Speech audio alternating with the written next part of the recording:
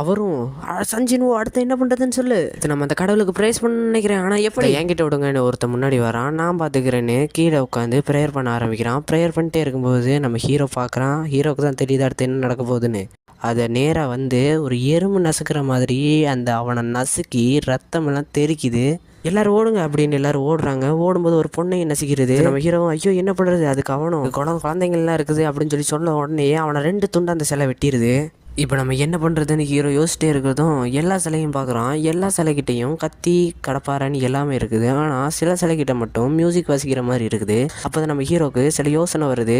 சரி எல்லாரும் அந்த மியூசிக் வாசிக்கிற சிலைக்கிட்ட போங்க அப்படி சொன்ன உடனே எல்லாரும் ஓடுறாங்க. ஒரு சிலைக்கிட்ட போய் நிற்கிறாங்க. ஆனால் ஹீரோக்கு ஒரு சிலைக்கிட்ட 2 பேர் நிற்க முடியாதுன்னு தெரிஞ்ச உடனே ஹீரோ ஜீவை மட்டும் அங்கே நிற்பாட்டி வச்சுட்டு அவன் ஓடுறான். அதை பார்த்து அந்த பெரிய சிலையும் நம்ம ஹீரோவை டார்கெட் பண்ணிடுது. அதை பார்த்து நம்ம ஹீரோவும் பயத்தில் தலை திரிக்க ஓடி தப்பான சிலைக்கிட்ட போய் நிற்கின்றான்.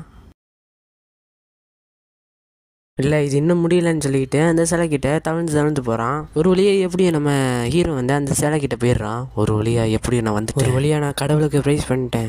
அதை பார்த்த உடனே அந்த பெரிய சிலையும் அதோட இடத்துக்கு போய் உட்காந்துருது. ரஜியை வந்து கேட்குறா, சஞ்சினு எப்படி இருக்க, உடம்பு நல்லா இருக்குதா? அப்போ தான் அவளுக்கே தெரியுது ஒரு கால் போயிருதுன்னு நம்ம ஹீரோக்கு. எப்படியோ அவளும் ஹீல் பண்ண ஆரம்பிக்கிறா. ஆனால் ஒரு கட்டத்துக்கு மேலே அவளாலேயே முடியல. அவளுக்கு ரொம்ப டயர்ட் ஆயிடுது. போன பாதி பேரை பார்த்துட்டு என்னென்னமோ பேச ஆரம்பிக்கிறாங்க. அதுக்கு மிஸ்டர் சாங்கும் ஃபுல் வீடியோ பார்க்கணுன்னு நினச்சிங்கன்னா நம்ம சேனலுக்குள்ளே போய் பாருங்கள்.